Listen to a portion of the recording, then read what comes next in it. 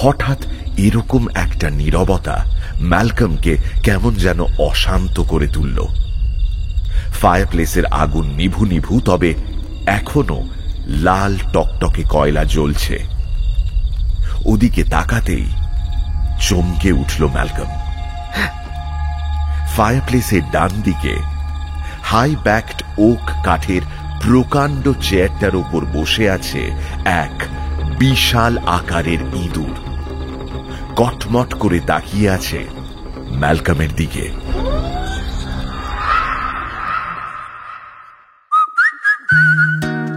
গপ্প মিলে ঠিক কিছু ভয়, কিছু রহস্য, কিছু হাসি, কিছু প্রেম, এই থেকে সবই আছে। গপ্প মিলে ঠেকের আজকের গপ্প ব্র্যাম স্টোকারের দ্য জাজেস house. Any digital copy of this content leading to piracy is a crime. এই গল্পের যে কোনো রকম পাইরেসির বিরুদ্ধে উপযুক্ত আইনি ব্যবস্থা নেওয়া হবে। পাইরেসি দণ্ডনীয় অপরাধ। অনুগ্রহ করে পাইরেসি করবেন না, পাইরেসি সাপোর্ট করবেন না। তাহলে শুরু করা যাক।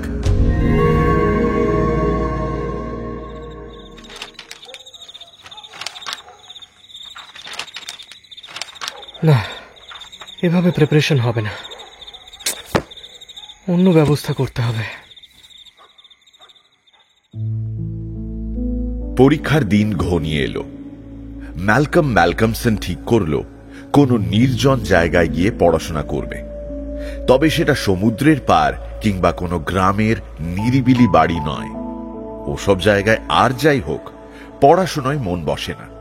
তার চেয়ে বরং কোনো অচেনা অজানা মফস্বল এলাকায় যাওয়া যেতে পারে, যেখানে মনঃসংযোগ নষ্ট হওয়ার সুযোগ নেই। বন্ধুদের কাছ থেকে ম্যালকম কোনো রকম পরামর্শ নিল না, কারণ এরা হয়তো এমন কোনো জায়গার নাম বলবে যা ম্যালকমের চেনা জানা, এবং সে হয়তো ওসব জায়গায় আগেই গেছে। তাই ম্যালকম ঠিক করল টাইম টেবিলে প্রথম যে জায়গাটার নাম দেখব সেখানেই যাব। অগত্যা সুটকেসে কিছু জামা কাপড় এবং প্রয়োজনীয় বইপত্র ভরে নিল ম্যালকম। দেখে নিল টাইম টেবিলে প্রথম জায়গাটার নাম বেনচার্চ। এই জায়গার নাম সে আগে কখনো শোনেনি। ম্যালকম বন্ধু আত্মীয় কাউকে কিচ্ছু না জানিয়ে টিকিট কেটে ফেলল।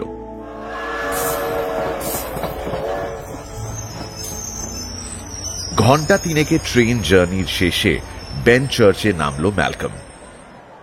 বেনচার্চ একটা মার্কেট টাউন। 3 সপ্তাহে একবার এখানে হাট বসে, বাকি 21 দিন বেনচার্চ যেন মরুভূমি। রাতে থাকার জন্য একটা নির্জন জায়গার সরাইখানার ব্যবস্থা করল। সরাইখানার নাম দ্য গুড ট্রাভেলার। শহরে আসার পরদিন ম্যালকম ঘুরতে বেরোল। উদ্দেশ্য দ্য গুড ট্রাভেলার সরাইখানার চেয়ে আরো নির্জন যদি কিছু পাওয়া যায়। একটা জায়গা দেখে ম্যালকমের বেশ ভালোই লাগলো। দেখা মাত্র পছন্দ হয়ে গেল বাড়িটি। একা থাকার জন্য এর চেয়ে ভালো জায়গা হতে পারে না। কি সুন্দর বাড়ি! বৃদ্ধ বাড়িটা জ্যাকোবিয়ান স্টাইলে তৈরি। খানিকটা যেন অপরিকল্পিতভাবে গজিয়ে উঠেছে এই প্রাচীন বাড়িটা। পুরু ঢালু ছাদ এবং অস্বাভাবিক রকমের ছোট ছোট জানালা। জানালাগুলো মাটি থেকে অনেক উঁচুতে। বাড়িটাকে ঘিরে রেখেছে ইটের মস্ত দেওয়াল।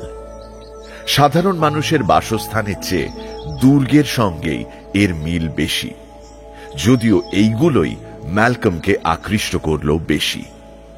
পারফেক্ট, এরকম একটা জায়গায় তো আমি খুঁজছিলাম। মনে তো হচ্ছে এখানে কেউ থাকে না। ইস, আমি যদি এখানে থাকার সুযোগ পেতাম। পোস্ট অফিস থেকে এজেন্টের নাম ঠিকানা পেল ম্যালকমসন। এজেন্টের নাম মিস্টার কানফার্ড। এজেন্ট হওয়ার পাশাপাশি ইনি লোকাল লয়ারও। খুবই সজ্জন ভদ্রলোক। খোলা মনেই স্বীকার করলেন, দেখুন, এই বাড়ি যে কেউ ভাড়া নিতে পারে এ তো আমি ভাবতেই পারিনি। এ তো খুবই ভালো কথা। এত সুন্দর একটা বাড়ি এতদিন কেউ ভাড়া নেয়নি কেন? আসলে পড়ে থাকতে থাকতে যত সব আজগুবি গল্প আর কুসংস্কার রটে গেছে বাড়িটাকে ঘিরে। তবে তোমার মতো মেধাবী ছেলে থাকলে ওসব কুসংস্কার হাওয়ায় মিলিয়ে যাবে। কথাটা বলেই মিস্টার কানফার্ড একটা ক্ষুরোধার নজর ঘোরালেন ম্যালকমের দিকে। ম্যালকম অবশ্য আজগুবি গল্প বা কুসংস্কার নিয়ে কোনো আগ্রহ প্রকাশ করল না, বরং বলল, ওসব নিয়ে আমার কোনো ইন্টারেস্ট নেই। আপনি 3 মাসের ভাড়া নিয়ে আমাকে রিসিপ্টটা দিয়ে দিন। খুব ভালো, খুব ভালো। ওখানে একজন মহিলা আছেন, নাম মিসেস ডেমস্টার। উনি তোমার রান্না বান্নার কাজ করে দেবেন। আচ্ছা, চাবিটা? ও হ্যাঁ, এই যে। বাড়ির চাবি পকেটে ঢুকিয়ে মিস্টার কানফার্ডের ঘর থেকে বেরিয়ে এলো ম্যালকম। সোজা চলল সরাইখানায় ল্যান্ডলেডির সঙ্গে দেখা করতে। ল্যান্ডলেডি মিসেস উইদম, মহিলাটি ভারী হাসি খুশি এবং ভালো মানুষ। জিজ্ঞেস করলেন, জিনিসপত্র কেনার জন্য কোনো দোকানের প্রয়োজন পড়লে আমাকে জানাবেন স্যার। আপনি কোনো চিন্তা করবেন না, আমি ব্যবস্থা করে নেব। তা কোথায় উঠছেন আপনি? ওই মিস্টার কানফার্ডের সঙ্গে কথা হলো। ওই বিচারকের বাড়ি নয় নিশ্চয়ই? প্রশ্নটা করার সময় হাসি খুশি মিসেস উইদমের চেহারাটা কেমন যেন ফ্যাকাশে হয়ে গেল। ম্যালকম বাড়ির ঠিকানাটা বলল, তবে নামটা বলতে পারল না। ওটাই ওটাই বুঝতে পেরেছি, ওটা ওই বিচারকের বাড়িটাই, জাজেস হাউস। কি ব্যাপার বলুন তো, জাজেস হাউস, এরকম নাম কেন? আর সবাই বাড়িটা নিয়ে আজগুবি কথাই বা বলে কেন? লোকাল লোকজন ওই বাড়িটাকে জাজেস হাউসই বলে। আসলে আমি তো এখানকার পুরনো বাসিন্দা নই, তবে যা শুনেছি তা থেকে মনে হয়েছে বাড়িটার বয়স 100 বা তার বেশি তো হবেই। ওখানে একজন জাজ থাকতেন, যিনি খুব কঠোর শাস্তি দিতেন। কয়েদিদের জন্য তিনি ছিলেন মূর্তিমান আতঙ্ক, কারণ ওদের সবাইকে কঠিন সাজা দিতেন। কিন্তু তার সাথে বাড়ির বদনামের কি সম্পর্ক? সেটা আমি বলতে পারবো না। আমি অনেককেই জিজ্ঞাসা করেছিলাম, কিন্তু কেউই কিছু বলতে পারেনি। তবে সকলেরই ধারণা ওখানে কিছু একটা অশুভ, ভয়ানক কিছু একটা আছে। আপনি হাসছেন? আমাকে যদি ড্রিঙ্ক ওয়াটার্স ব্যাংকের সমস্ত টাকাও দিয়ে দেওয়া হয়, তবু আমি 1 ঘন্টার জন্য ওই বাড়িতে যাব না। I am so sorry. আপনি ওখানে থাকবেন, আর আপনাকে আমি এসব কি বলে ফেললাম, আমাকে ক্ষমা করে দিন স্যার। আরে না না, আপনি এভাবে বলবেন না। না স্যার, আপনি একজন ইয়াং মেধাবী লোক, তবু আপনাকে বলবো, আপনি একদম একা ওখানে থাকবেন, এই ব্যাপারটা আমার ঠিক ভালো লাগছে না।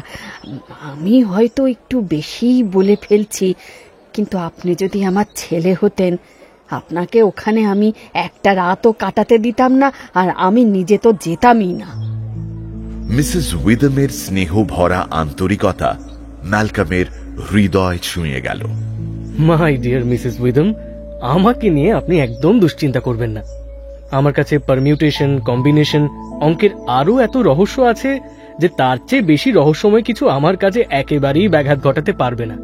মিসেস উইদমের কাছ থেকে বিদায় নিয়ে ম্যালকম গেল মিসেস ডেম্পস্টারের কাছে, যে তার বাড়ির কাজকর্ম করে দেবে।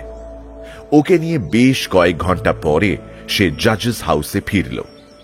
ফিরে দেখল মিসেস উইদম কয়েকজন লোক এবং ছেলে ছোকরা নিয়ে ওর জন্য অপেক্ষা করছেন।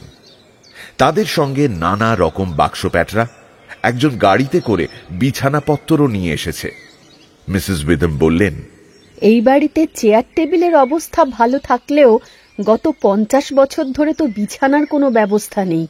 এটা থাকলে আপনি একটু আরাম করে শুতে পারবেন। মিসেস উইদমের হাবভাব দেখে মনে হলো উনি বাড়ির ভেতরে উঁকি দিতে খুবই আগ্রহী, তবে কিছু একটার ভয়ে এতটাই আতঙ্কিত হয়ে আছেন যে সামান্য শব্দেও আঁতকে উঠে ম্যালকমের হাত খামচে ধরলেন।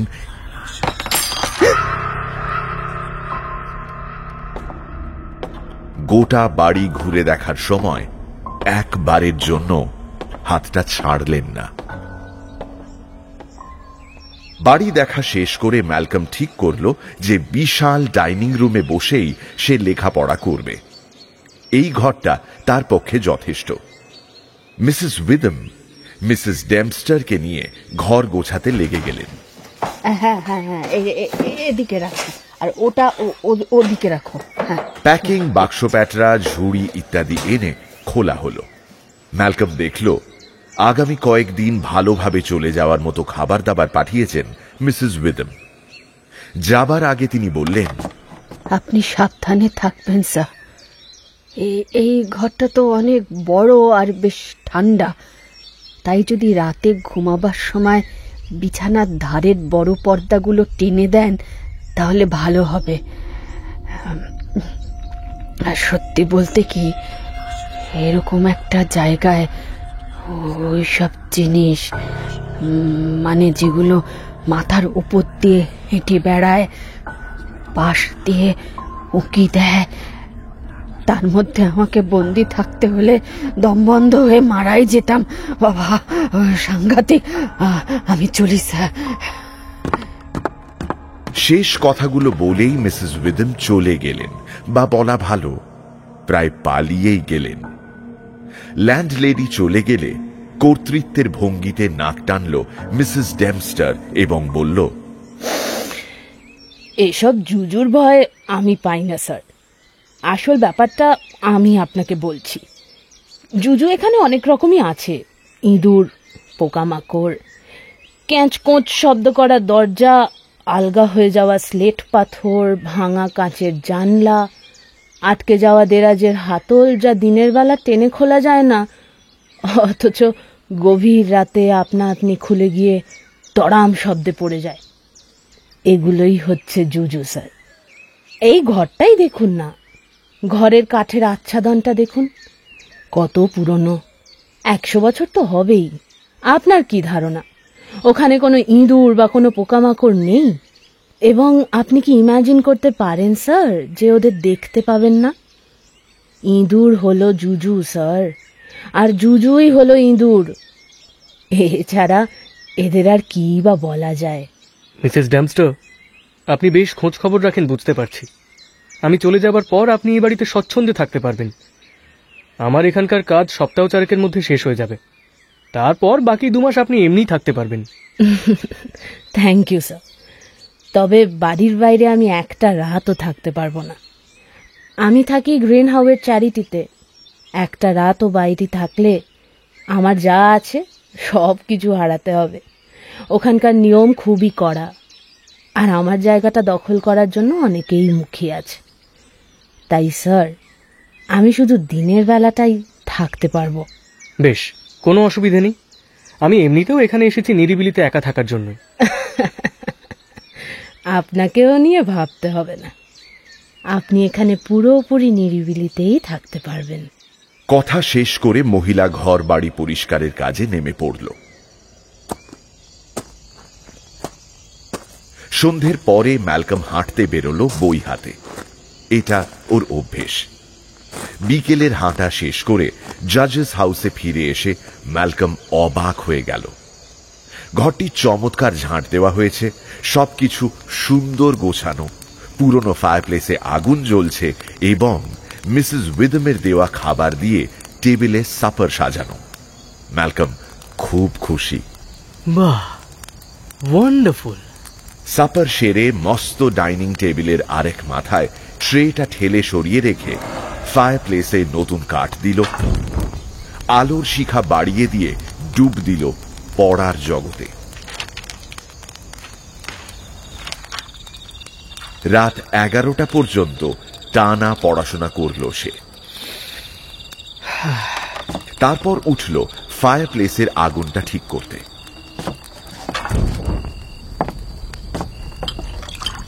এক কাপ চা বানালো নিজের জন্য। চা খেতে ম্যালকম খুব ভালোবাসে। কলেজ জীবনেও অনেক রাত পর্যন্ত পড়তো ম্যালকম, আর চা বানিয়ে খেত। গভীর রাতে এই চা খাওয়ার ব্যাপারটা তার কাছে চমৎকার এক বিলাসিতা। নতুন ফ্রেশ কাঠ পেয়ে আগুন দাউ দাউ করে জ্বলছে, আর প্রাচীন বিশাল ঘরটার দেওয়ালে একে একে তৈরি হচ্ছে অদ্ভুত সব ছায়া, যেন দেওয়ালে এক একটা চলমান পেইন্টিং। গরম চায়ে চুমুক দিতে দিতে এই নির্জনতাটুকু বেশ উপভোগ করছিল ম্যালকম।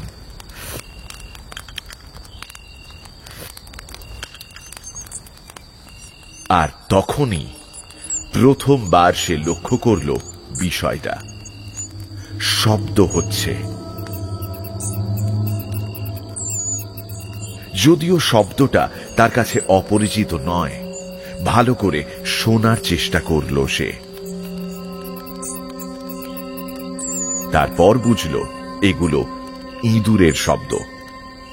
আমার বই পড়ার সময় তো ইঁদুরগুলো এখানে ছিল না, তাহলে নিশ্চয়ই ওদের সাড়া পেতাম। হ্যাঁ, এটা এখনই হচ্ছে, আগে তো ছিল না। কি জানি, হয়তো নতুন লোক দেখে, এইসব আগুন আলো দেখে ওরা হয়তো এরকম করছে। কিন্তু সময় যত এগোতে লাগলো ততই বাড়তে থাকলো শব্দের তীব্রতা। এরা যেন তাদের অভ্যস্ত খেলায় আনন্দ পেতে শুরু করেছে। ওদের মধ্যে যেন চলছে ভীষণ রকম ব্যস্ততা। বিচিত্র সব শব্দ করছে ওরা। পুরনো কাঠের আচ্ছাদনের পেছনে, ছাদের ওপর, মেঝের নিচে, যেন গোটা ঘর জুড়ে ওরা ছোটাছুটি করছে, দাঁত বসাচ্ছে, আঁচড়াচ্ছে। মিসেস ডেমস্টারের কথা মনে পড়তে নিজের মনেই হাসল ম্যালকম। জুজু ইঁদুর, ইঁদুরই জুজু। চায়ের প্রভাব পড়তে শুরু করেছে নার্ভাস সিস্টেমে। প্রায় শেষ রাত পর্যন্ত কাজ করার মতো এনার্জি পাচ্ছে সে। কিন্তু তার আগে চারদিকটা একবার ভালো করে দেখলে কেমন হয়। হাতে ল্যাম্প তুলে নিয়ে গোটা ঘরে চক্কর দিতে লাগলো ম্যালকম। এত সুন্দর, না না, শুধু সুন্দর নয়, সুন্দর অথচ অদ্ভুত একটা বাড়ি। এটা যে কি করে এতদিন ধরে অবহেলায় পড়েছিল কে জানে। ভেতরের দেওয়ালে ওক কাঠের কি চমৎকার কারুকাজ। দরজা জানালার কারুকাজগুলো দেখার মতো। দেওয়ালে কিছু পুরনো ছবি ঝুলছে, তবে এমন ধুলো ময়লা জমে গেছে যে মাথার উপর আলোটা তুলে ধরেও বোঝা গেল না ওগুলো কিসের ছবি। ফাটল বা গর্তে আলোতে মাঝে মধ্যেই ধরা পড়ল ইঁদুরের জলজলে চোখ। তবে আলো দেখে তারা কিচমিচ শব্দ করে উধাও হয়ে গেল।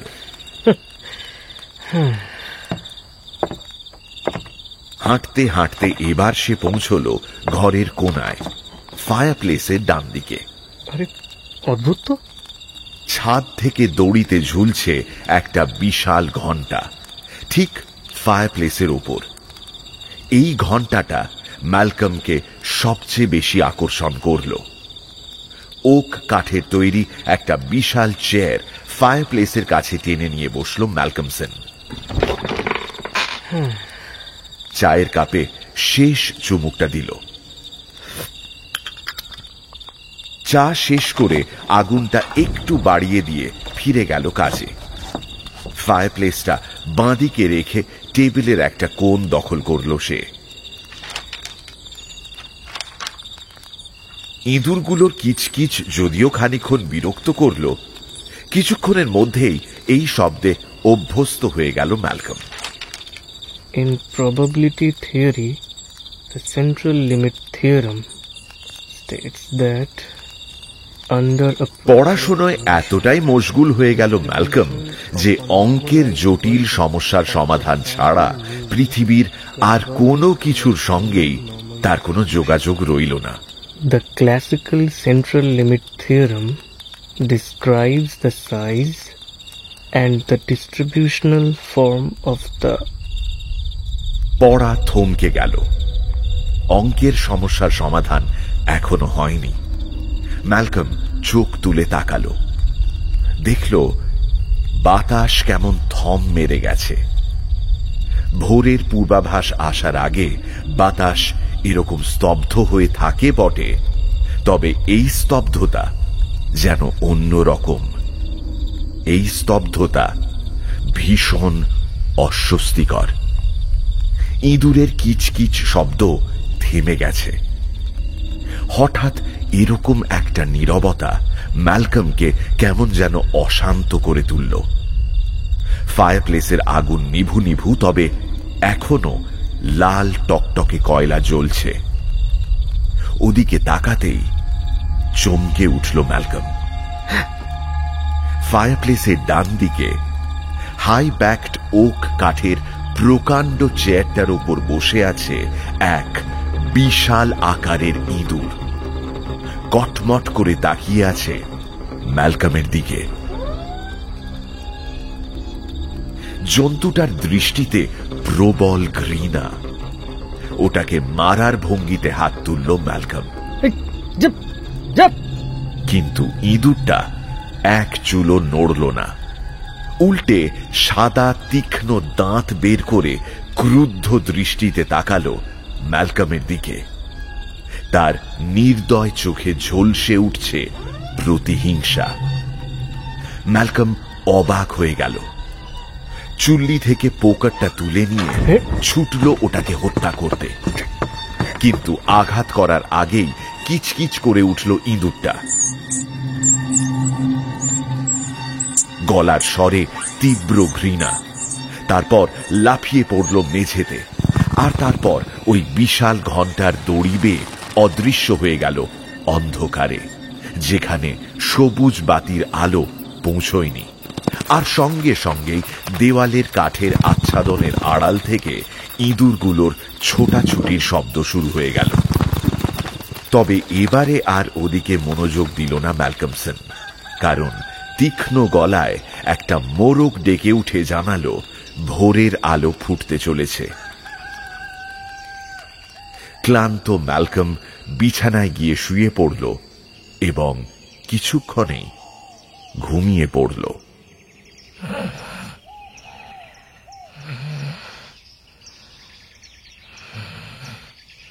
ম্যালকম এমন গভীর ঘুমে আচ্ছন্ন ছিল যে টেরই পেল না মিসেস ডেমস্টার এসেছে তার ঘর ঝাঁট দিতে। মহিলা ঘরদোর পরিষ্কার করে ওর ব্রেকফাস্ট বানিয়ে তারপর ডাকল, স্যার, হ্যাঁ স্যার, হ্যাঁ স্যার, ব্রেকফাস্ট ইজ রেডি। হ্যাঁ। রাতে অনেকক্ষণ কাজ করেছে বলে ক্লান্তিটা পুরোপুরি যায়নি, তবে কড়া লিকারের এক কাপ চা ওকে বেশ খানিকটা সতেজ করে তুলল। একখানা বই হাতে মর্নিং ওয়াকে বেরিয়ে পড়ল ম্যালকম। সঙ্গে নিল খান কয়েক স্যান্ডউইচ। যদি দুপুরে বাড়ি ফেরা না হয় তাহলে রাস্তায় বা অন্য কোথাও বসে খেয়ে নেবে। উঁচু উঁচু দেবদারু গাছ সারি সারি দাঁড়িয়ে আছে। মাঝখান দিয়ে পথ চলে গেছে শহরের বাইরের দিকে। কি শান্ত, কি নির্জন চারপাশ। অদ্ভুত এক ভালো লাগায় ভরে উঠল ম্যালকমের মন। এই জায়গাটা তো বেশ। হাঁটতে হাঁটতে বই খুলল সে।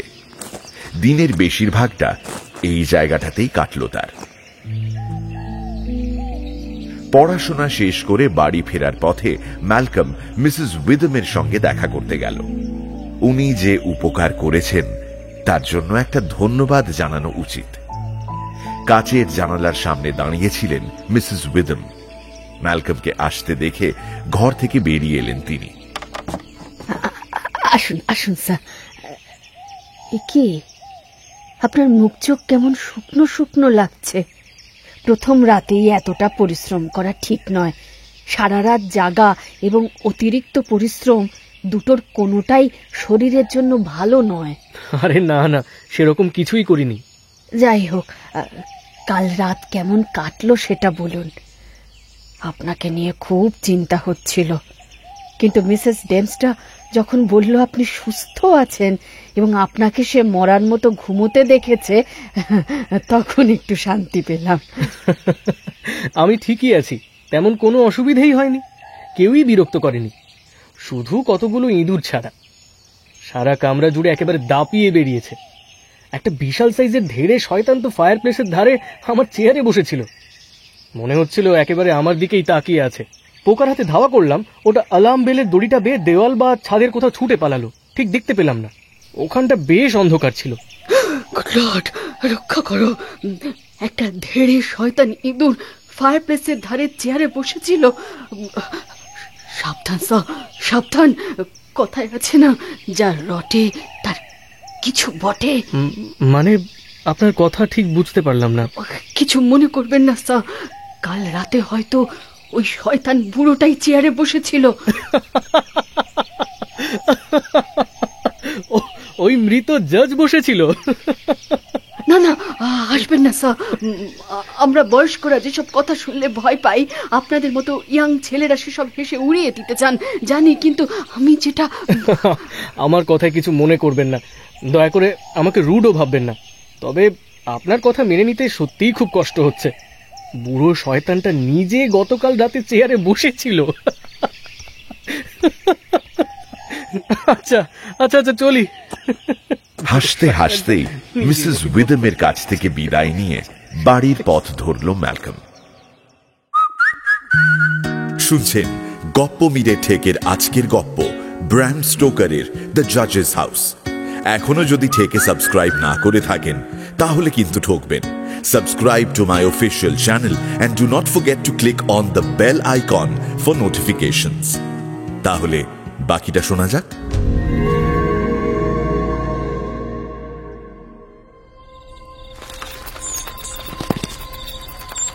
রাতে ইঁদুরদের ছোটাছুটি একটু আগেই শুরু হয়ে গেল।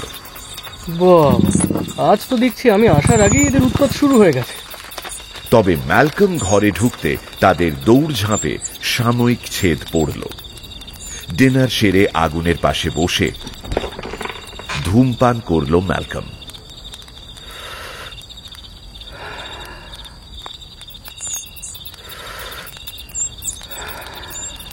তারপর টেবিল পরিষ্কার করে আগের রাতের মতো পড়তে বসল। ইঁদুরের দল কাল রাতের চেয়ে আজ যেন বেশি বিরক্ত করছে। ওপরে নিচে ডান দিকে বাঁ দিকে তাদের অবিরাম ছোটাছুটি দৌরাত্ম্য চলছে। সেই সঙ্গে কিচকিচ শব্দেরও বিরাম নেই।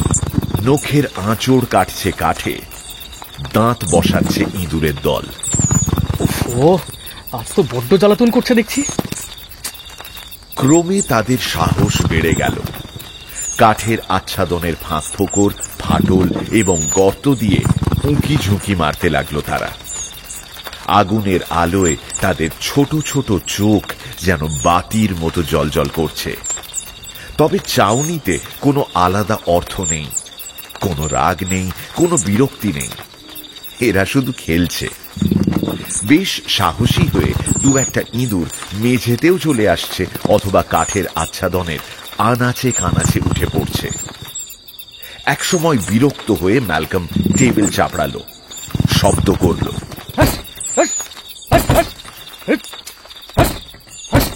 তখন খানিকটা ভয় পেয়ে ওরা আবার গর্তের ভেতর ঢুকে গেল। রাত আরো খানিকটা বাড়ল। তবে ইঁদুরদের শোরগোল সত্ত্বেও ম্যালকম ডুবে গেল তার পড়াশোনায় গভীর মনোযোগে। Suppose x, y, z are random variables. আবার সেই সাইলেন্স, ঠিক গতকাল রাতের মতো। কিচকিচ, নখ আঁচড়ানো, দাঁতে কামড়ানোর কোনো রকম শব্দ নেই। চারিদিকে গোরস্থানের নিস্তব্ধতা। আগের রাতের কথা মনে পড়তেই ম্যালকমের চোখ চলে গেল ফায়ার প্লেসের পাশে রাখা সেই বিশাল চেয়ারটার দিকে। আর তখনই একটা অদ্ভুত শিহরণ খেলে গেল তার গোটা শরীর বেয়ে।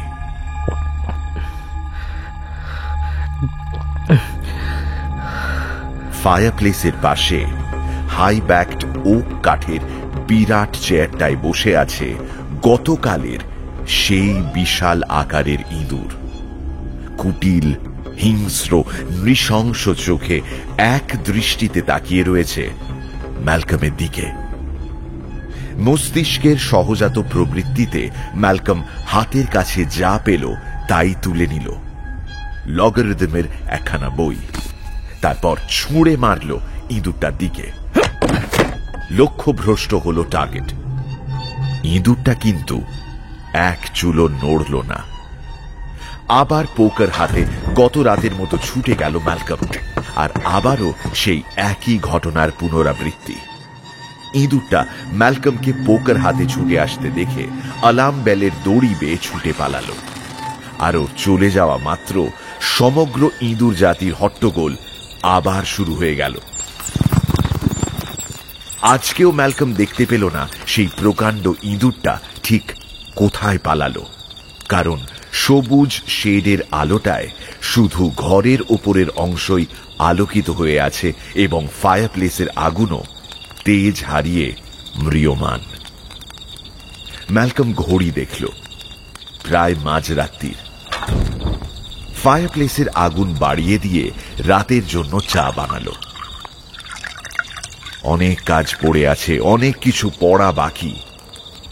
একটু ধূমপান করলে মন্দ হয় না। ওক কাঠের চেয়ারে বসে সিগারেটের ধোঁয়া ছাড়তে ছাড়তে ম্যালকম ভাবল,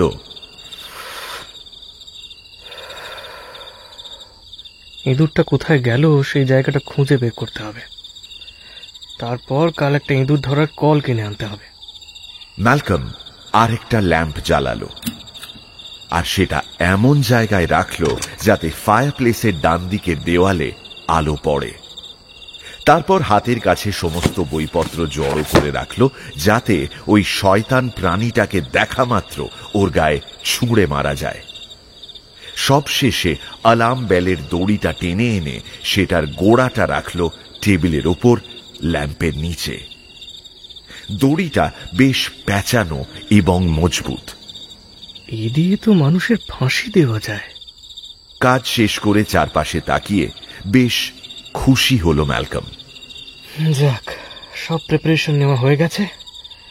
এসো মাই ফ্রেন্ড, এবার তোমাকে একটা শিক্ষা দেওয়া যাবে। ম্যালকম আবার মন দিল পড়াশোনায়। শুরুতে ইঁদুরগুলোর ছুটোছুটিতে খানিকটা বিরক্ত লাগলেও অঙ্কের জটিলতায় এমন ডুবে গেল সে যে ওগুলোর কথা মনেই রইল না। বেশ খানিকক্ষণ কেটে গেছে। পড়তে পড়তেই হঠাৎ তার মনঃসংযোগে ব্যাঘাত ঘটল। না, এবার আকস্মিক নিস্তব্ধতা নয়। ম্যালকম দেখল দড়িতে সামান্য মুভমেন্ট। দড়িটায় টান পড়েছে আর ল্যাম্পটা গেছে সরে।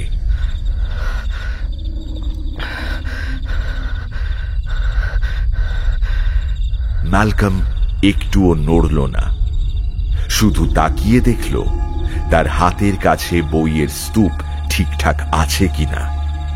তারপর তার দৃষ্টি অনুসরণ করল দড়িটাকে।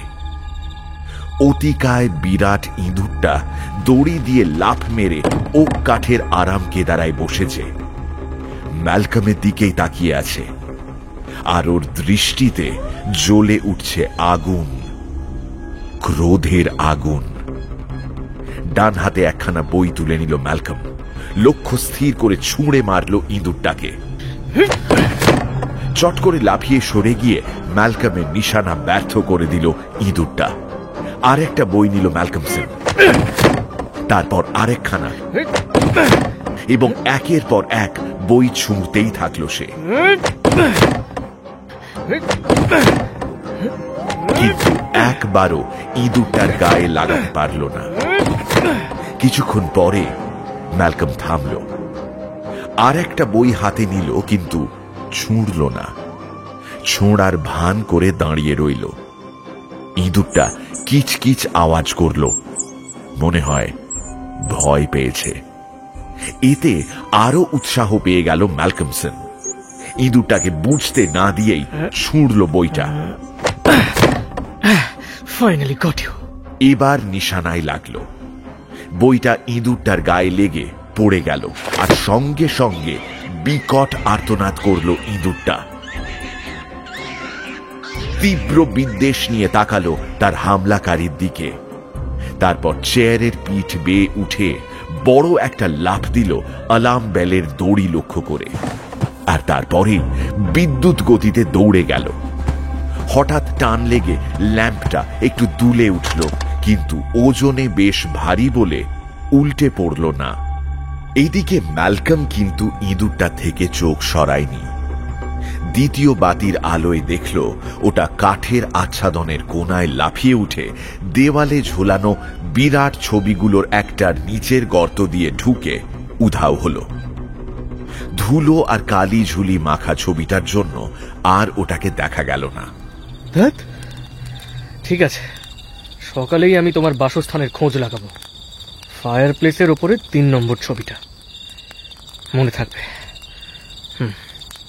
মেঝে এদিক ওদিক ছড়িয়ে ছিটিয়ে আছে বইগুলো। এক এক করে তুলতে তুলতে ম্যালকম নিজের মনেই বলল, সাইক্লয়েড অসিলেশনস নয়, প্রিন্সিপিয়া নয়,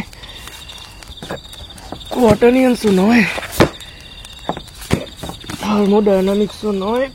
তাহলে তোমাকে ঘায়েল করলো কে? যে বইটা ইঁদুরটার গায়ে লেগেছিল সেটা ছিটকে পড়েছে একটু দূরে।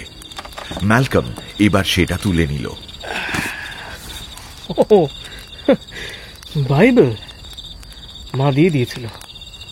What a coincidence. ম্যালকম আবার কাজে বসল। ইঁদুরের ছোটাছুটিও শুরু হলো। ওরা অবশ্য এবার ম্যালকমকে আর বিরক্ত করল না, তবে মন বসছে না কিছুতেই। উঠে পড়ল ম্যালকম। সেই রাতে ঘুম হলেও বেশ কয়েকবারই কয়েক সেকেন্ডের জন্য অস্বস্তিতে ঘুম ভেঙে গেল তার, নানা দুঃস্বপ্ন দেখে। মিসেস ডেমস্টার ওকে ডেকে তুলল খানিক দেরিতেই। শরীরটা কেমন যেন অসুস্থ লাগছে। প্রথমে কিছুক্ষণ বুঝতেই পারল না কোথায় আছে। তারপর ম্যালকম মিসেস ডেমস্টারকে যে অনুরোধটা করল তাতে মহিলা খানিকটা অবাকই হলেন। মিসেস ড্যামস্টার, আজ যখন আমি বাইরে যাব আপনি প্লিজ ওই ছবিগুলোর ধুলো পরিষ্কার করে রাখবেন, বিশেষ করে ফায়ার প্লেসের ওপর এই 3 নম্বর ছবিটা। ওগুলো কিসের ছবি আমি দেখতে চাই।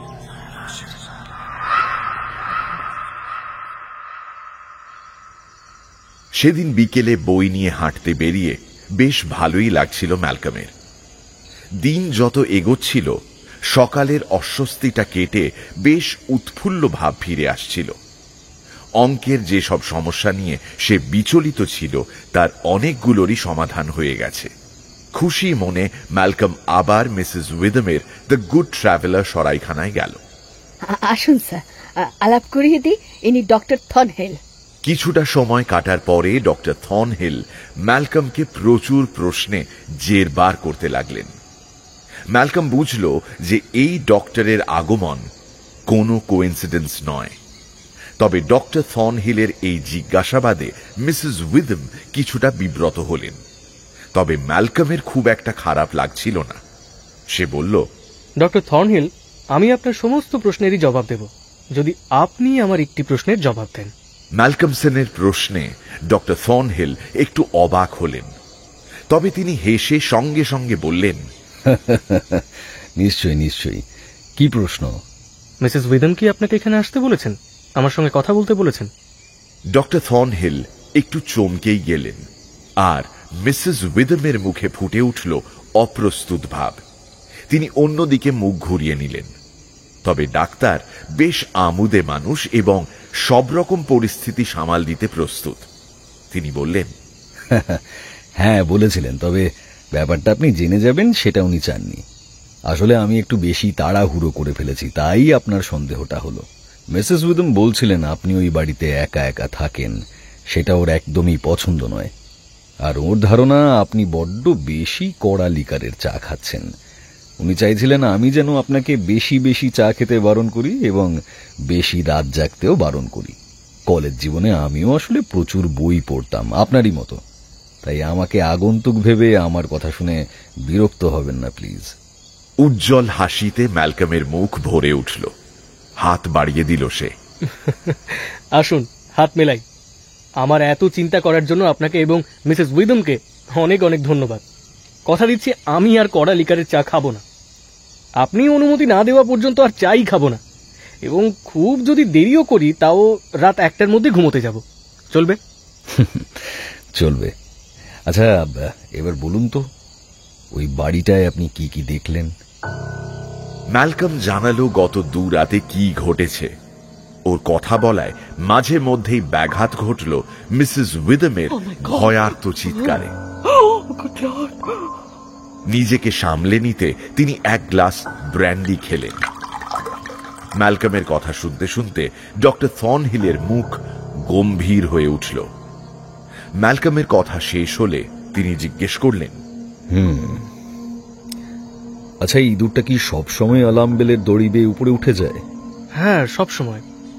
আশা করি আপনি জানেন ওই দড়িটা কিসের। না। এই দড়ি দিয়েই হ্যাংম্যান বিচারপতি যাদের অপরাধী সাব্যস্ত করতেন তাদের ফাঁসি দিত। প্লিজ ডক্টর থর্নহিল, এসব কি বলছেন? আপনি আর কিছু বলবেন না। ডক্টর থর্নহিল আর কিছু বললেন না। ঘড়ি দেখল ম্যালকমসন। ডিনারের সময় প্রায় হয়ে এসেছে। সে আর দেরি করল না, ওদের কাছ থেকে বিদায় নিয়ে বাড়ির পথ ধরল। ম্যালকম চলে যাওয়ার পরে ডাক্তারের ওপর প্রায় হামলে পড়লেন মিসেস উইদম। আপনার মাথা কি খারাপ হয়ে গেছে? এসব কথা ওকে বলার কি দরকার ছিল? এমনিতেই ওখানকার নানান ঘটনায় বেচারা বিপর্যস্ত হয়ে আছে। ম্যাডাম, ওই কথাটা বলার পেছনে আমার বিশেষ উদ্দেশ্য ছিল। আমি ওই অ্যালার্ম বেলের দড়িটার দিকে ওর মনোযোগ আকর্ষণ করতে চেয়েছিলাম, যাতে ওই ঝামেলাটাও নিজেই মিটিয়ে নিতে পারে। হয়তো ও একটু বেশি মাত্রায় উত্তেজিত এবং ক্লান্ত, হয়তো খুব বেশি পড়াশোনা করছে। যদিও ওকে আমার ফিজিক্যালি আর মেন্টালি একদম সুস্থই মনে হলো, কিন্তু ওই ইঁদুরগুলো আর ধেড়েটাকে শয়তান বলে মনে করা। আমি ওর সঙ্গে রাতটা কাটানোর প্রস্তাব দেব ভেবেছিলাম, কিন্তু ওর যদি খারাপ লাগে, অপমানিত বোধ করে, তাই আর বললাম না। রাতে হয়তো ওর মধ্যে অদ্ভুত কোনো ভয় কাজ করে বা হয়তো হ্যালুসিনেশন হয়। যদি তাই হয়, সেক্ষেত্রে আমি চাই ও দড়িটা ধরে টানুক। ঘন্টা শব্দ পেলেই আমরা ওখানে চলে যাব। আজ আমি অনেক রাত পর্যন্ত জেগে থাকব। আমার কান একদম সজাগ থাকবে। মিসেস উইদম, সকালের আগে আমাদের এই বেঞ্চ চার্চ যদি কোনো সারপ্রাইজ পায়, তাহলে ভয় পাবেন না কিন্তু। ডাক্তার, আপনি এসব কি বলছেন? কি বলছেন আপনি? হ্যাঁ, আমি বলতে চাইছি যে সম্ভবত আজ রাতে আমরা জাজেস হাউস থেকে অ্যালার্ম বেলের শব্দ শুনতে পাব।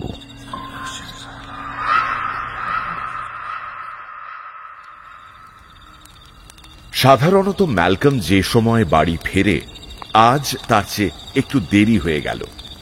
মিসেস ডেমস্টার কাজ সেরে চলে গেছে। ফায়ার প্লেসে আগুন জ্বালিয়ে রাখা হয়েছে, আলো জ্বলছে দেখে ম্যালকম খুশি হল। এখন যদিও এপ্রিল মাস, তবে ঠান্ডাটা আজ একটু বেশি পড়েছে। বাইরে বেশ জোরে হাওয়া বইছে। হাওয়ার শক্তি ক্রমে বৃদ্ধি পাচ্ছে, ঝড়ের আশঙ্কা নিয়ে। ম্যালকম ঘরে ঢোকার পরে কিছুক্ষণ ইঁদুরের দৌরাত্ম্য থেমেছিল। ওর উপস্থিতির সঙ্গে আবার দৌড়দৌড়ি শুরু হয়ে গেল। ইঁদুরদের সাড়া পেয়ে আজ অবশ্য খারাপ লাগছে না ম্যালকমের, বরং ওদের সঙ্গ উপভোগী করছে সে। ঘরে রিডিং ল্যাম্প জ্বলছে। তার সবুজ শেড সিলিং এবং রুমের ওপরের অংশ আলোকিত করে রেখেছে। মেঝেতে চুল্লির আগুনের আলো ছড়িয়ে পড়েছে। টেবিলে পেতে রাখা সাদা কাপড়টা তাতে ঝকমক করছে। পেটে বেশ খিদে নিয়ে খেতে বসল ম্যালকমসন। খাওয়া শেষ করে একটি সিগারেট ধরালো।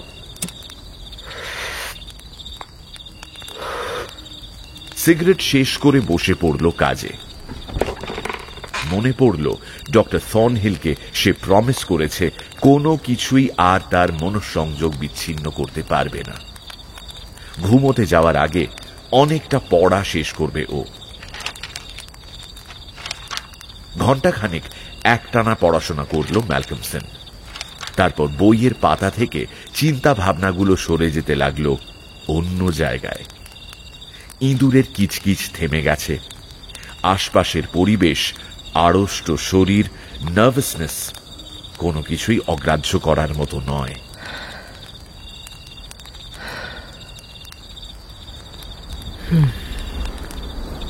হাওয়ার শক্তি এবার ঝড়ে পরিণত হয়েছে। প্রাচীন বাড়িটা যতই নিরেট এবং মজবুত হোক না কেন, তার ভিত যেন নড়ে উঠল এই ঝোড়ো হাওয়ার দাপটে, কেঁপে কেঁপে উঠল। বাড়িটার অসংখ্য চিমনির ভেতরে বাতাস যেন গর্জন করছে। খালি কামরা এবং করিডরগুলোতে অদ্ভুত সব শব্দ তুলছে। ছাদের প্রকাণ্ড অ্যালার্ম বেলটাও যেন বাতাসের শক্তি টের পেয়েছে। দড়িটা একটু ওপরে উঠল এবং নামল, যেন ঘণ্টাটা এদিক ওদিক দুলল। তারপর ওক কাঠের মেঝেতে দড়ির বাঁকানো অংশটা শব্দ করে পড়ল। দড়িটা পড়ার শব্দে ম্যালকমসনের মনে পড়ে গেল ডাক্তারের কথা।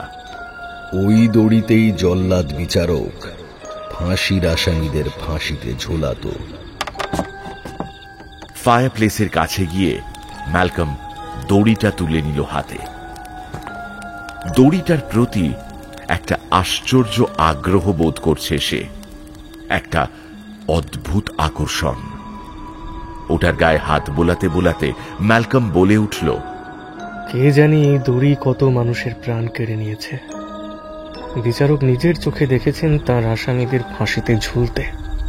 হঠাৎ ছাদের ঘণ্টাটা দুলে উঠে দড়িটাকে এদিক ওদিক দোলালো। দড়িটা কেমন যেন কেঁপে উঠল। অজান্তেই ওপরের দিকে চোখ চলে গেল ম্যালকমের। সেই বিশাল দেহী ইঁদুরটা দড়ি বেয়ে ধীরে ধীরে নেমে আসছে তার দিকে। স্থির চোখে জ্বলন্ত দৃষ্টি। সঙ্গে সঙ্গে দড়িটা হাত থেকে ফেলে দিল ম্যালকম। অস্ফুট চিৎকার করে পিছিয়ে এলো। ম্যালকমকে ঘিরে ধরেছে এক অজানা আতঙ্ক। ইঁদুরটা এবার দড়ি বেয়ে তরতর করে ওপরে উঠে গেল এবং সঙ্গে সঙ্গে অদৃশ্য হয়ে গেল। আর ঠিক সেই মুহূর্তে ম্যালকমসন শুনতে পেল থেমে থাকা কোলাহল আবার শুরু করে দিয়েছে ইঁদুরের দল। আজ আমি দেখেই ছাড়বো ব্যাটা কোথায় থাকে। ও ও ওই ছবিগুলো তো দেখতে হবে। ম্যালকম একটা ল্যাম্প জ্বালালো। আলোটা উঁচু করে ধরে ফায়ারপ্লেসের ডান দিকের তৃতীয় ছবিটা নিচে এসে দাঁড়ালো। এই ছবিটার নিচেই আগের রাতে সে ইঁদুরটাকে উধাও হতে দেখেছে। প্রথম দেখাতেই ম্যালকম এত চমকে গেল যে আরেকটু হলে হাতের ল্যাম্পটা ফেলেই দিচ্ছিল। ম্যালকমের মুখ শুকিয়ে গেছে ভয়ে, হাঁটু কাঁপছে, কপালে ফুটে উঠেছে ভারী ঘামের ফোঁটা, থরথর করছে গোটা শরীর। তবে তরুণ ম্যালকমসন কয়েক সেকেন্ডের মধ্যে সামলে নিল নিজেকে। উঁচু করে ধরল ল্যাম্প এবং ছবিটি খুঁটিয়ে খুঁটিয়ে দেখল। আগে ওতে ধুলো পড়া ছিল, এখন পরিষ্কার করা হয়েছে। লাল টকটকে রোব পরা জাজের ছবি, কঠোর, নৃশংস, নির্দয় মুখ। চেহারায় ফুটে আছে চাতুর্য, শয়তানি এবং প্রতিহিংসা। শিকারী পাখির বাঁকানো ঠোঁটের মতো লালচে নাক, মুখের বাকি অংশ ধূসর বিবর্ণ, চোখ জোড়া চকচকে, তাতে ফুটে উঠেছে বিভৎস অশুভ ছাপ। সেই চোখ দুটোর দিকে তাকিয়ে থাকতে থাকতে ম্যালকমসনের গা হাত পা ঠান্ডা হয়ে এলো। এই চোখ তো, ওই চোখ জোড়ার সঙ্গে সেই অতিকায় ইঁদুরটার চোখের আশ্চর্য মিল।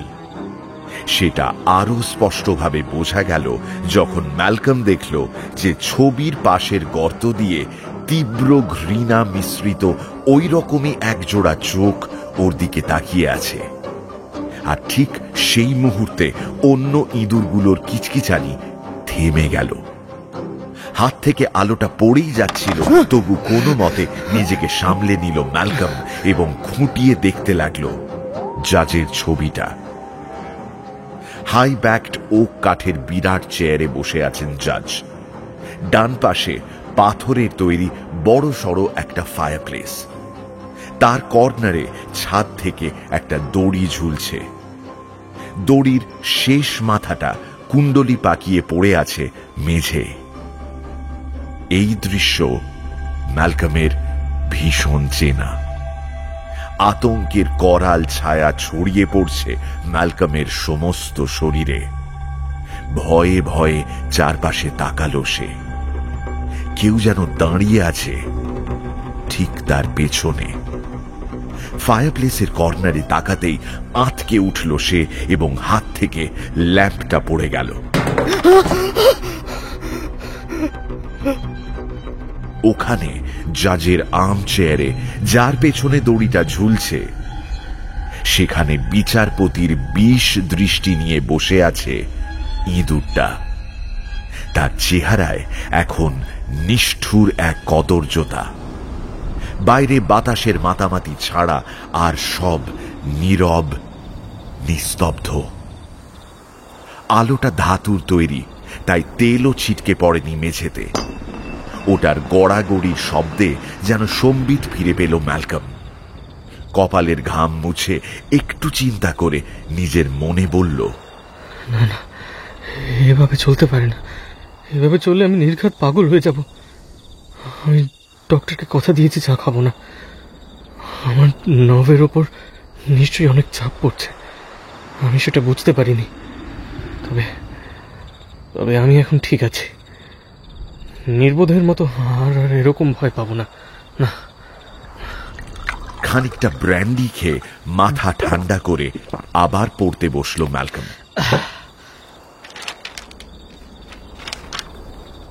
প্রায় 1 ঘন্টা কেটে গেছে। চারপাশের আকস্মিক নীরবতায় অস্বস্তি বোধ করে বই থেকে মুখ তুলে তাকালো ম্যালকমসন। বাইরে গর্জন করছে ঝোড়ো বাতাস। বাতাসের হুঙ্কার আগের চেয়েও বেশি। সেই সঙ্গে যোগ হয়েছে বৃষ্টি। শিলাখণ্ডের মতো আছড়ে পড়ছে জানালার কাছে। চিমনি থেকে ভেসে আসা হাওয়ার প্রতিধ্বনি এবং মাঝে মধ্যে 2-1 ফোঁটা বৃষ্টি গরম চিমনির গায়ে আছড়ে পড়ে হিস হিস শব্দ তুলছে। এছাড়া ঘরের ভেতরে আর কোনো শব্দ নেই। আগুনের তেজ কমে এসেছে, যদিও লাল দপদপে আভা ছড়াচ্ছে কয়লা। হঠাৎ ম্যালকম একটা শব্দ শুনল। পাতলা, খুবই আবছা শব্দ। দড়িটা যেখানে ঝুলছে ঘরের সেই কোণায় আওয়াজটা হচ্ছে। ও, দড়িটা নিজেতে ঘষা খেয়ে শব্দ হচ্ছে, আর কিছু না। মাথা তুলে তাকালো ম্যালকম। অল্প আলোয় দেখতে পেল বিরাট ইঁদুরটা দড়িতে ঝুলে ওটাকে চিবোচ্ছে। দড়িটা অনেকখানি কেটে গিয়ে ভেতরের সুতো বেরিয়ে পড়েছে। দড়ির কাটা অংশটা ওক কাঠের মেঝেতে পড়ল। এক মুহূর্তের জন্য বিশাল ইঁদুরটা দড়ির সুতোয় যুক্ত ছেঁড়া মাথায় ঝুলে রইল। ছেঁড়া দড়িটা এদিক ওদিক দুলছে। এক অজানা, অচেনা, হাড় হিম করা ভয় গিলে খেতে লাগলো ম্যালকমকে। কারণ বাইরের জগতের সঙ্গে তার যোগাযোগ মাধ্যমটি শেষ হয়ে গেল। দড়ি ধরে টান মেরে ঘন্টা বাজানোর সুযোগটা আর রইল না। তবে ভয় কেটে গেল মুহূর্তেই। জন্ম নিল রাগ। আচ্ছা আচ্ছা, এবার আমিও প্রতিশোধ নেব। যে বইটা পড়ছিল ওটা তুলে নিয়ে ইঁদুরের গায়ে ছুঁড়ে মারল ম্যালকম। লক্ষ্য নির্ভুলই ছিল, কিন্তু মিসাইল তার টার্গেটে পৌঁছানোর আগেই ইঁদুর দড়ি ছেড়ে দিয়ে নেমে পড়ল মেঝেতে। ম্যালকমসন ছুটে গেল ওটার দিকে, কিন্তু ইঁদুরটা এক লাফে কামরার অন্ধকার ছায়ায় উধাও হয়ে গেল। আজ আর পড়া হবে না। আজ আমি এর শেষ দেখে ছাড়বো। তোকে আমি শেষ করেই ছাড়বো। ল্যাম্পের সবুজ শেডটা খুলে নিল যাতে আলোটা ভালোভাবে ছড়িয়ে পড়ে। ল্যাম্পের আলোয় রুমের ওপরের অংশ আলোকিত হল। নতুন আলোর বন্যায় আগের অন্ধকারের তুলনায় দেওয়ালের ছবিটা এবার আরো পরিষ্কার হল। ম্যালকম যেখানে দাঁড়িয়ে আছে তার উল্টো দিকে, ডান দিকে ফায়ারপ্লেসের দেওয়ালে ঝুলছে 3 নম্বর ছবিটা। অদ্ভুত বিস্ময়ে চোখ ঘষল ম্যালকম, আর সঙ্গে সঙ্গে একটা আতঙ্কের বিভীষিকা গ্রাস করল ওকে। ছবির মাঝখানে বাদামি ক্যানভাস, তাতে আগের মতোই ব্যাকগ্রাউন্ড আঁকা আছে। ছবিতে হাই ব্যাকড চেয়ার, চিমনি এবং দড়ি সবই দেখা যাচ্ছে, শুধু জাজের ছবিটাই নেই। ভয়ের শীতল একটা স্রোত ম্যালকমের শিরদাঁড়াকে বরফের মতো ঠান্ডা করে দিল। ধীরে ধীরে ঘুরে দাঁড়ালো সে। ওর শরীর পক্ষাঘাতগ্রস্তের মতো কাঁপছে। দেহের সমস্ত শক্তি কে যেন শুষে নিয়েছে, নড়াচড়াও করতে পারছে না ম্যালকম। চিন্তা ভাবনা করার ক্ষমতাও হারিয়েছে। ও শুধু দেখছে এবং শুনছে।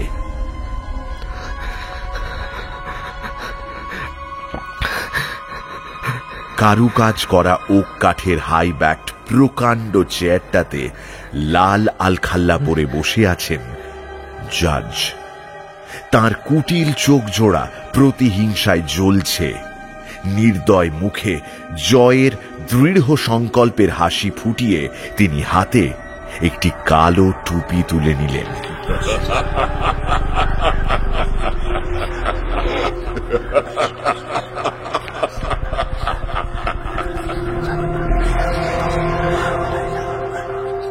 ম্যালকমের বুকের মধ্যে প্রবল বেগে বইছে রক্তস্রোত, আর সেই স্রোতে মিশে রয়েছে হিম শীতল আতঙ্ক। প্রচন্ড ঝড়ের হুঙ্কার, বাতাসের গর্জন ছাপিয়ে বাজার এলাকা থেকে ঘড়ির ঘণ্টার ধ্বনি ভেসে এলো। ঢং ঢং শব্দে ঘোষণা করছে মাঝরাত। মূর্তির মতো দাঁড়িয়ে রইল ম্যালকম, যেন অনন্তকাল সে এভাবেই দাঁড়িয়ে আছে। হাঁ করা মুখ, বিস্ফারিত চোখ, নিঃশ্বাস বন্ধ।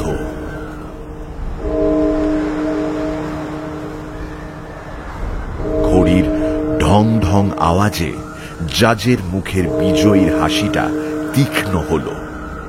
শেষ ঘণ্টাটা বাজার পরে তিনি কালো টুপিটা মাথায় পরলেন।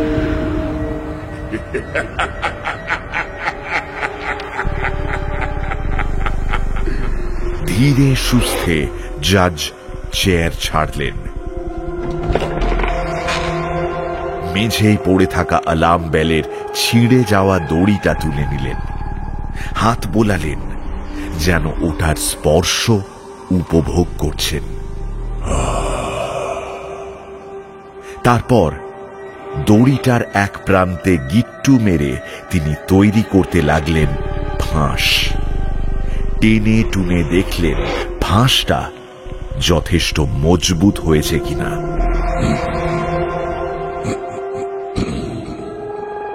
To be hanged till death. তারপর ওটা নিয়ে এগোলেন ম্যালকমের বিপরীত দিকে টেবিল ঘেঁষে।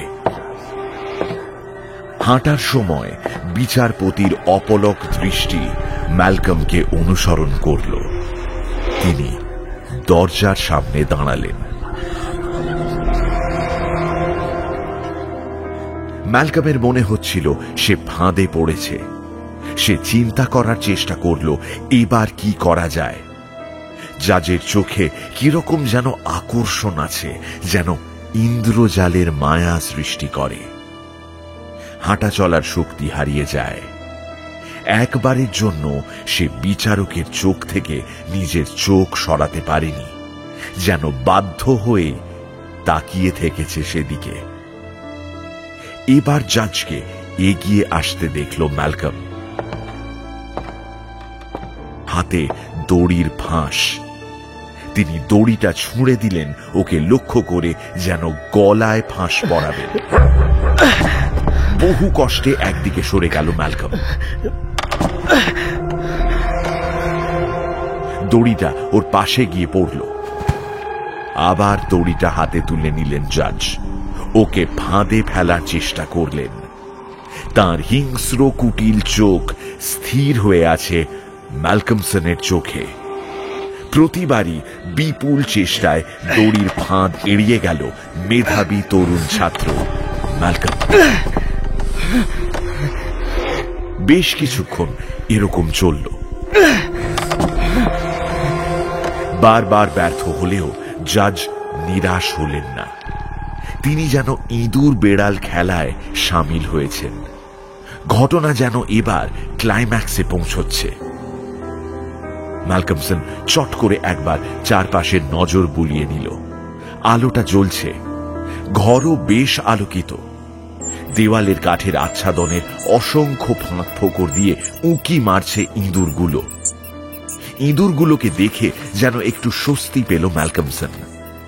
আলাম বেলের খণ্ডিত দড়িতে চোখ পড়তেই দেখল ওটা ভর্তি হয়ে আছে রাশি রাশি ইঁদুরে।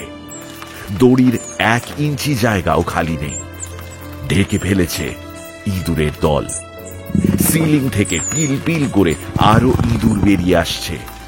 ওগুলোর ভারে ঘন্টাটা দুলতে শুরু করলো। ঘন্টার সঙ্গে যুক্ত দোলকটাও দুলতে দুলতে ঘন্টা স্পর্শ করলো। ছোট্ট একটা শব্দ তুলল। তবে ঘন্টা সবে মাত্র দুলতে শুরু করেছে।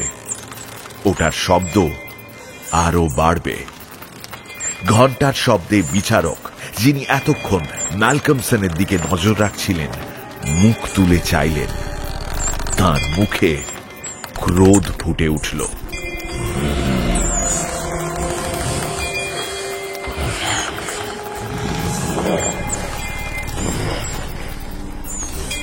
তার চোখ জোড়া জ্বলন্ত কয়লার মতো ধক ধক করে জ্বলছে। তিনি এত জোরে পদাঘাত করলেন মেঝেতে, গোটা বাড়ি যেন কেঁপে উঠল। বিকট শব্দে বাজ পড়ল। জাজ দড়িটা হাতে নিলেন। আবার ইঁদুরগুলো দড়ি বেয়ে ওপর নিচ করছে। এবারে দড়ি না ছুঁড়ে শিকারের দিকে এগিয়ে গেলেন জাজ। হাত বাড়িয়ে রেখেছেন ফাঁস। তিনি এগিয়ে আসছেন। তার উপস্থিতির মধ্যে যেন মানুষকে অবশ করে ফেলার একটা শক্তি রয়েছে। ম্যালকম স্রেফ একটা লাশের মতো দাঁড়িয়ে আছে। একসময় জাজের বরফ শীতল আঙুলের স্পর্শ পেল সে। ওর গলায় ফাঁস পরিয়ে দিলেন জাজ। ফাঁসটা ক্রমে শক্ত হয়ে ম্যালকমসনের গলায় চেপে বসতে লাগলো। বিচারক আড়ষ্ট হয়ে থাকা তরুণ ছাত্রটিকে কাঁধে তুলে নিলেন। এগোলেন ওক কাঠের চেয়ারটির দিকে। সেখানে ওকে কাঁধ থেকে নামিয়ে দাঁড় করিয়ে দিলেন। তারপর নিজে ওর পাশে দাঁড়ালেন। হাত বাড়িয়ে আলাম বেলের ঝুলতে থাকা দড়ির মাথাটা ধরলেন। তাকে হাত তুলতে দেখে ইঁদুরের দল কিচমিচ করে সিলিং এর গর্তে পালিয়ে গেল। বিচারক ম্যালকমসনের গলায় পরানো ফাঁসির দড়ির শেষ মাথা বেঁধে দিলেন ঘন্টার সঙ্গে বাঁধা দড়ির সাথে। তারপর চেয়ার থেকে নেমে গেলেন তিনি। জাজের বাড়িতে ঘন্টা বাজার শব্দে লোকজন এসে ভিড় করল। মশাল এবং আলো নিয়ে এসেছে তারা। দরজায় জোরে জোরে ধাক্কাতে থাকল।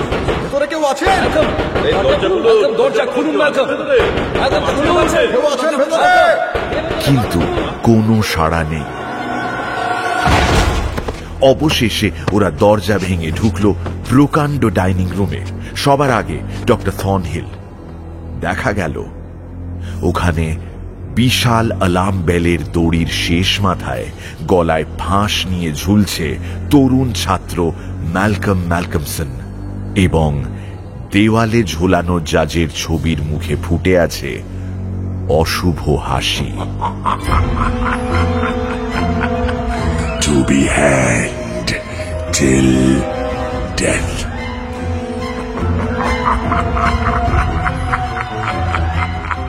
To be hanged till death.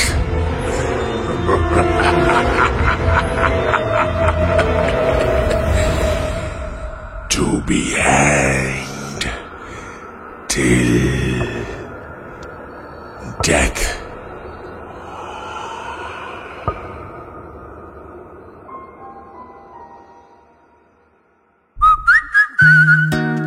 এখনকার মতো গপ্প মিলে ঠেকের সময় শেষ।